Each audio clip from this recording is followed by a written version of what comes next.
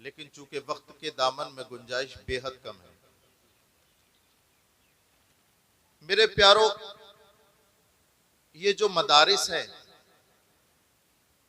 रुए जमीन पर 3 जगहें बड़ी अहम होती है, मस्जिद, खानकाह और मदारिस। लेकिन अगर आप मेरी तरफ मुतवज्जे हैं और ये स्टेज पर बैठने वाले उलमा मेरी तायीद करें, तो मैं आपको ये बात बड़े वसूख और एतमाद के साथ बताना चाहता हूं, रास्ता चाहे मस्जिद की तरफ जाए या खानकाह की तरफ, रास्ता चाहे मस्जिद की तरफ जाए या खानकाह की तरफ, बगैर मदरसे के मुमकिन नहीं है। बेशक बेशक बेशक, वाह वाह वाह वाह, बहुत अच्छी बात है। अगर ये मदारिस ना हो तुम्हारी मस्जिदें भी सलामत ना रहे, अगर ये मदारिस ना हो तुम्हारी खानकाहें भी सलामत ना रहे। इसलिए जरूरी है कि अपनी मस्जिदों को मुज़य्यन करने से ज्यादा अहम,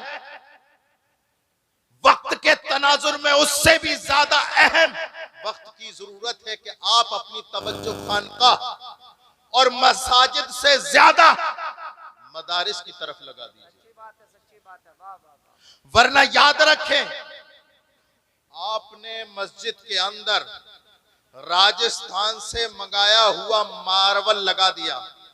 एक हाजी जी खड़े हुए बोले 50,000 हमारी तरफ से, एक हाजी जी खड़े हुए बोले टाइलें लगेंगी मस्जिद में 1 लाख हमारी तरफ से, मिंबर बनेगा 1.5 लाख हमारी तरफ से। अब जब मदरसे की बारी आई 100 रुपए, 50 रुपए। सच्चाई है, सच्चाई। हालांकि अगर तू मदारिस को मजबूत ना करके मस्जिद को मजबूत करेगा तो तू याद रखना है मुसलमान, हमेशा सजदे में सुभान रब्बियल अजीम की जगह सुभान रब्बियल अजीम ही पढ़ता रहेगा। तारीखी नुक्ता। क्यों? इसलिए कि अब आपने मस्जिद में लगा दिए, लाखों एसी भी लगनी चाहिए, कूलर भी लगने चाहिए। अब जो मस्जिद के मुतवल्ली साहब हैं उनसे कहा जाए, मुतवल्ली साहब अब जरा एक बात बताओ, ये जो 50,000 1.5 लाख रुपए का जो तुमने मस्जिद में पत्थर लगाया, एक बात और सुन लो, मस्जिद के ताबन का मुनकिर नहीं हूं मैं, यहाँ पर ये बताना चाहता हूँ मस्जिद और खानका से ज्यादा जरूरत है तुम्हें मदरसे के ताबन की। अब पूछ लेना 1-2 लाख रुपए मिंबर के लगा दिए, अब पूछ लेना मिंबर साहब आप तो 2 लाख रुपए में तैयार हुए, जरा ये बता दें नमाज पढ़ने का तरीका क्या है।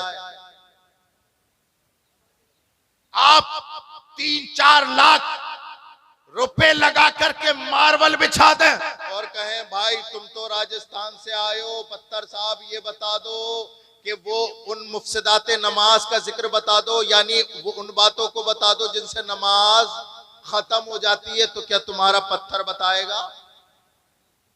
क्या तुम्हारा मिंबर बताएगा? क्या तुम्हारी लाइटें और टाइल्स बताएंगी? क्या तुम्हारा मिंबर और मेहराब बताएगा?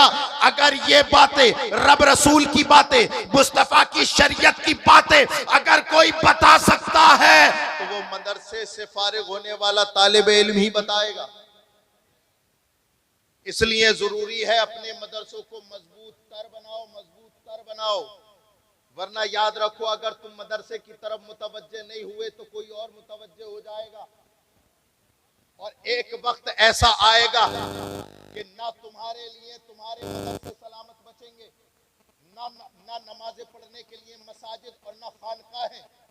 कसम खुदा की अगर तुम्हें इन तमाम आफतों से बचना है अपने उलमा से मोहब्बत करनी पड़ेगी, अपने आइम्माए मसाजिद का एहतराम करना पड़ेगा, शरीयत मुस्तफा के लिए बेदार होना पड़ेगा। वरना याद रखो बुखारा की सरजमीन कौन नहीं जानता, वहां का एक मर्द कलंदर जिसको इमाम बुखारी के नाम से जाना जाता है, उन्होंने किताब लिखी बुखारी शरीफ, और ये बुखारी वो किताब है जो आसमानी किताबों के बाद सबसे अफजल तरीन किताब है।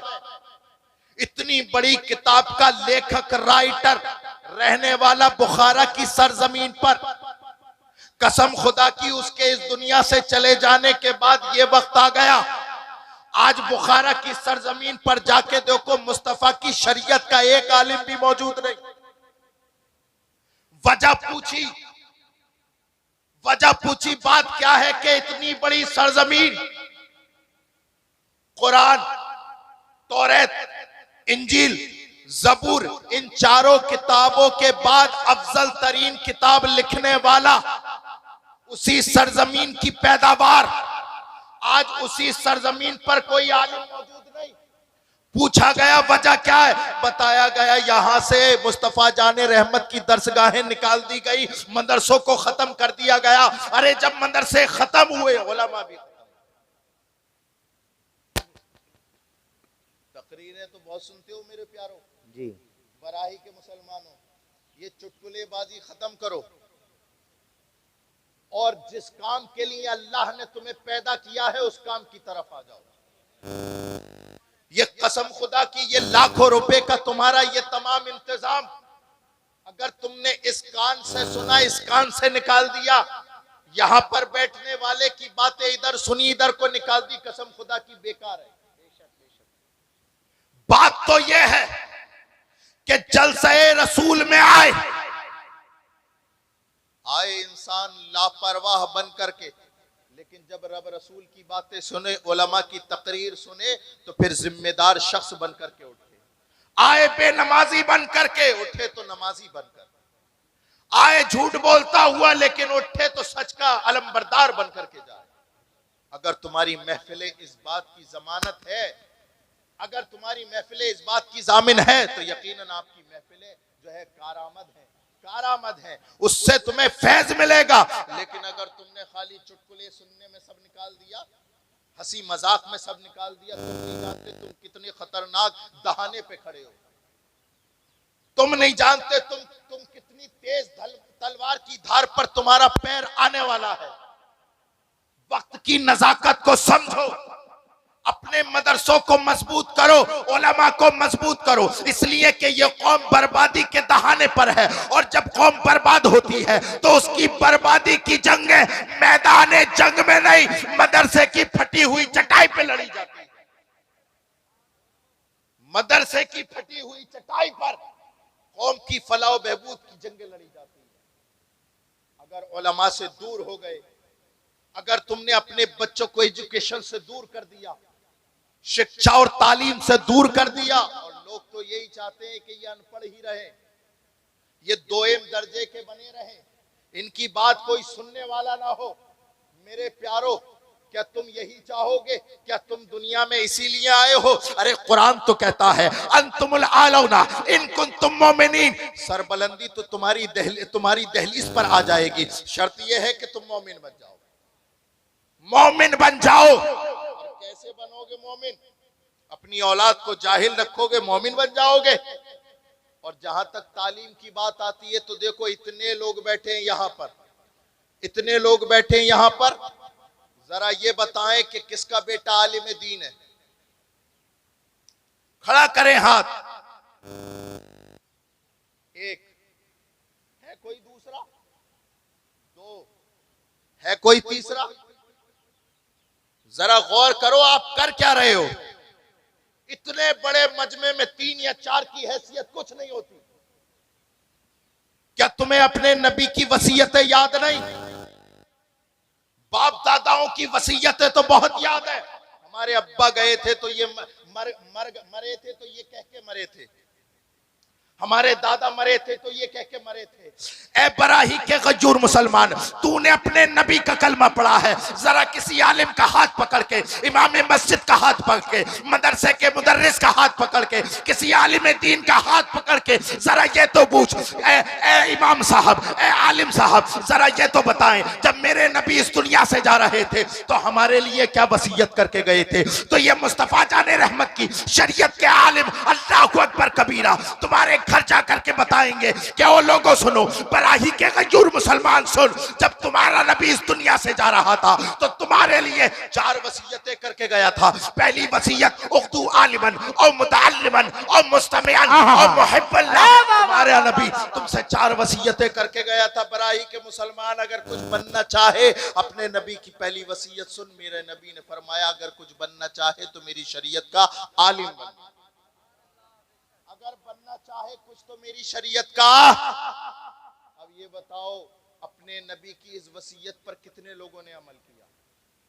आलिम बनाना तो दूर की बात, आलिमों की सोहबत में बिठा लेना अपनी औलाद को पसंद नहीं करते। इमाम साहब से कुरान पढ़वाना पसंद नहीं करते। मेरे प्यारो, हम तनज़्ज़ुली की इंतहा दर्जे के नुक्ते पे पहुंच गए। अपने बच्चों को अगर एजुकेशन नहीं दोगे, अच्छा ये बताओ आलिम नहीं बनाया, 3-4 ने हाथ उठाए, अब फिर हाथ उठवाऊंगा मैं आपसे। मालदार तो बहुत है बराई की सरजमीन पर, मैंने सुना है बहुत बहुत करोड़पति लोग हैं। इतने मालदार लोग हैं, सिरसी और संभल वालों को दोनों को उधार दे देंगे, है ना, बहुत करोड़पति लोग हैं। आलिम के नाम पर 3 या 4 लोगों ने हाथ उठाया। अब मैं आपसे आपकी बात पूछता हूं, करोड़पति तो बहुत है, बराही में ये जितने लोग बैठे हैं आगे से पीछे तक, हाथ खड़ा करके जरा ये बताओ किसका बेटा IPS है? ये तकरीरें हर कहीं नहीं करता हूं मैं, ये बातें हर कहीं नहीं करने की होती हैं, लेकिन ईमानदारी से बताओ, मैं तुम्हारे अंदर का इंसान जगाना चाहता हूं। एक आदमी हाथ खड़ा करके बताए किसका बेटा DM है, किसका बेटा SSP है, किसका बेटा डॉक्टर बन रहा है, किसका बेटा MBBS की डिग्री होल्डर है। सफा चट मामला। तुम चूंकि मालदार हो इसलिए आलिम बनाओगे नहीं। आलिम तो बेचारा गरीब बाप बनाता है अपनी औलाद को, जिसके घर में खाने का मौका नहीं वो बनाता है आलिम तो। लेकिन तुम तो मालदार हो, तुमने क्या बनाया? तुमने क्या बनाया? IPS, डॉक्टर, इंजीनियर, कलेक्टर, जज, क्या बनाया? कुछ नहीं। तो ना तुम रसूलुल्लाह के हुए ना दुनिया के। अल्लाहु अकबर, अल्लाहु अकबर। ना खुदा ही मिला ना विसाले सनम, इधर के रहे ना उधर के रहे। तुम ना पूरे दुनियादार हो ना दीनदार हो, तो बताओ दुनिया में क्या लेने आए? बहुत अच्छी तकरीर, माशाअल्लाह माशाअल्लाह। मेरे प्यारो, ये बातें आपको कड़वी लग रही होंगी, इससे बढ़िया तो जी, लेकिन मैं कड़वी बातें करने का आदी हूँ। मेरे जो है करम फरमा कारी इंतजार साहब, मौलाना शब्बीर साहब यहाँ बैठे, ये मेरी आदत को जानते हैं। माशाअल्लाह माशाअल्लाह। मीठी मीठी बातें करके मुझे कयामत में भी तो जवाब देना है ना। सही बात है, जवाब देना है कि कौम तेरे सामने बैठी थी, बता तूने उन्हें जगाया कि नहीं जगाया? अल्लाह के फरिश्ते तुमसे नहीं, पहला सवाल मुझसे करेंगे। ना इधर उधर की तू बात कर, ये बता कि काफिला क्यों लुटा? मुझे रहज़नों से गिला नहीं, तेरी रहबरी का। वाह भाई वाह, नारे तकबीर, नारे रिसालत, नारे हैदरी, नारे गौसियत, मसलके आला हजरत, जश्ने दस्तारबंदी, हुजूर सैयद रिहान मियां साहिब किबला जिंदाबाद जिंदाबाद। माशाअल्लाह माशाअल्लाह। मेरे प्यारो जागो, वाह वाह वाह। अपने बच्चों को एजुकेशन दो, बहुत अच्छा, तालीम और शिक्षा दो। लेकिन ना आलिम बनाया ना एजुकेटेड किया, अपनी औलाद को क्या बनाया? कोई कूड़ा मंत्री है, कोई सड़क अध्यक्ष है, कोई शौचालय अध्यक्ष है। सबको राजनीति ही सिखाई। क्यों राजनीति सीख रहे हैं बच्चे? इसलिए कि घर में प्रधानी की बातें होती है। माँ बाप जो बातें करेंगे बेटा वही तो बनेगा।